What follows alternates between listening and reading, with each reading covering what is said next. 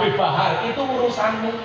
Tapi kalau kamu minta sekelas Habib Lutfi suruh tes DNA, itu tidak lagi suul adab tapi biadab. Habib Lutfi diceritain dari mana? Loh, kalau soal itu saya bisa keras, Pak. Ini kebangetan ini sudah. Selamat siang, jumpa lagi dengan Pak Agit.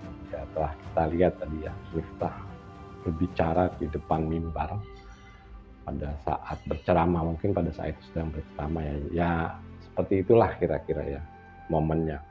Dia menyatakan jadi soal Habib ini, kalau yang jelek-jelek, gara-gara Habib-Habib yang jelek-jelek ini, yang baik-baik ini jadi kena gitu loh. Kalau kelas-kelas Bahar, tes DNA, sakarepmu atau apalah silahkan gitu. Tapi kalau sekelas Habib Lutfi, ini di tes DNA, ini namanya biadab gitu ya. Ya, ini pernyataan yang sungguhlah aneh gitu. Kebaikan seseorang digabungkan dengan masalah nasab atau istilahnya keturunan. Sekarang itu sudah modern ya, artinya ilmu itu sudah ada gitu ya. Artinya dalam hal ini adalah ilmu DNA ya,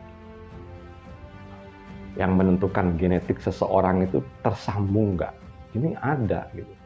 Kalau ini tidak dipergunakan, ya itu namanya kebodohan namanya. Dan pendakwah-pendakwah seperti ini itu bisanya ya membodohi masyarakat seperti itu. Jadi kalau yang baik nggak boleh dites DNA. Kalau kita lihat sejarahnya ya, Pak Agit juga baru tahu akhir-akhir ini juga. Miftah ini ternyata Muhyiddin anak buahnya Lutfi. Nah, dalam hal ini ya pasti dibela lah. Yang jelas pada saat itu, yang jelas penilaiannya ini bersifat subjektif. Artinya karena kedekatannya, dia juga istilahnya kalau itu mendapat berkah lah dari si Habib Lutfi. Ya dengan menjadi pengikut Habib Lutfi, dia pun menjadi seorang kiai lah pada saat ini. Mungkin arahnya ke sana. Jadi kan ini tujuannya sebetulnya politik ya, lebih ke materi gitu ya. Ini yang kita sayangkan gitu. Tapi bukan cuman Miftah aja ya, ini terjadi pada Adi Hidayat juga yang pada pernyataannya itu menyatakan kalau nggak usah ikut-ikut urusan nasab gitu. Kemudian Pak Agit lihat juga kepada Buya Yahya, hampir sama lah, jangan ikut-ikut urusan nasab gitu. Terus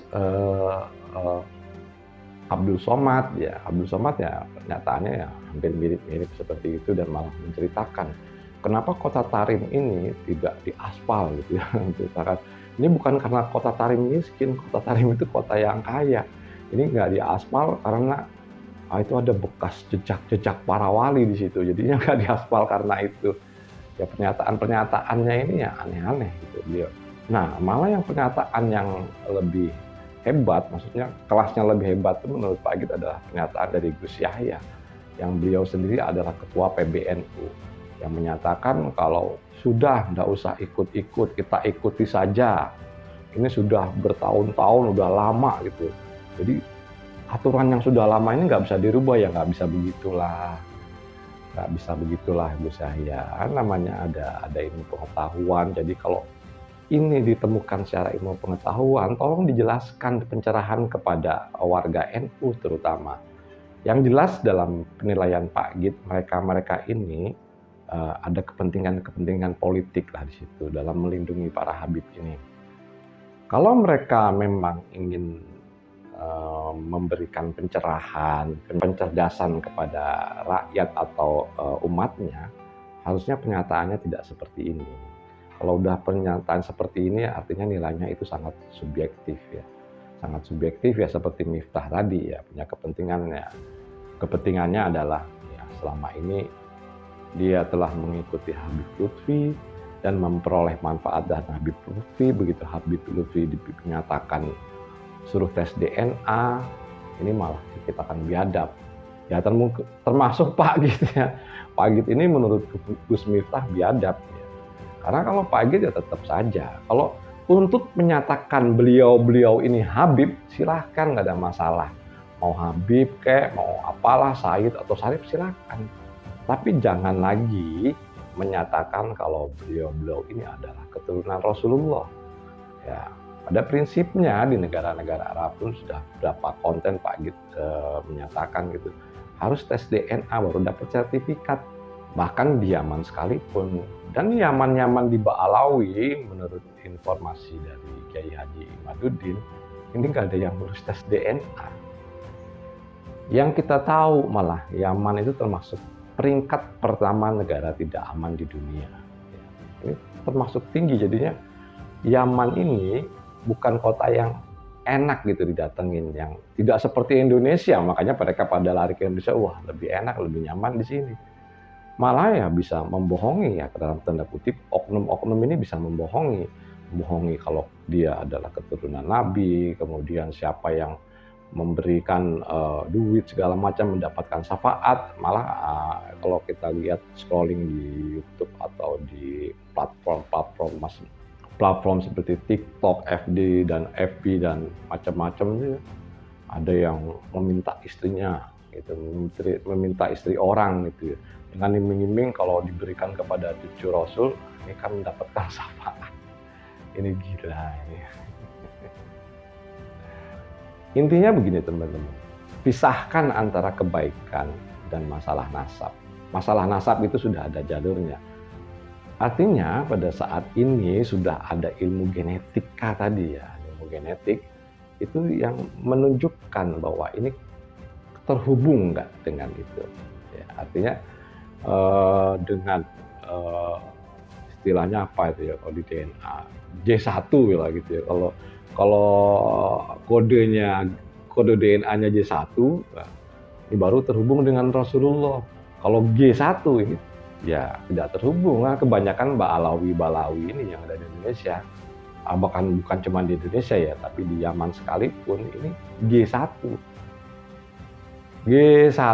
kalau menurut pengetahuan Pak Git ya, ini keturunan dari Yahudi ya, tapi sebetulnya nggak masalah Yahudi masuk Islam pun itu bukan masalah Pak Git ya, karena ini adalah hak dari seseorang untuk menentukan agamanya masing-masing. Yang pada intinya yang utama itu adalah jika seseorang ingin menyatakan kalau dia adalah keturunan Rasul, tetap tes DNA. Soal baik atau tidak itu bukan urusan kita. Kalau dalam kasus ini ya harus tetap DNA. Jangan memberikan statement yang berpihak secara subjektif ya, seperti Miftah ini sama sekali tidak mendidik dan tidak objektif ya.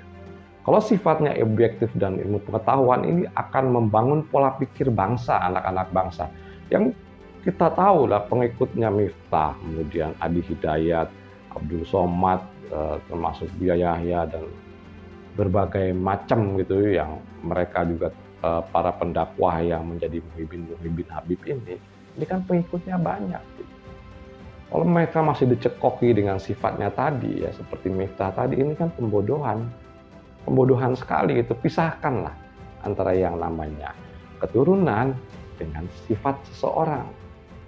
Baik teman-teman, menurut Pak Git Habib Lutfi pun ini harus tetap tes DNA. Kalau beliau tetap menyatakan dirinya keturunan dari Rasulullah. Kalau beliau tidak menyatakan keturunan dari Rasulullah, silahkan saja menyatakan Habib tapi tidak keturunan Rasulullah. Oke teman-teman, menurut Pak Git ini cukup sekian dan terima kasih.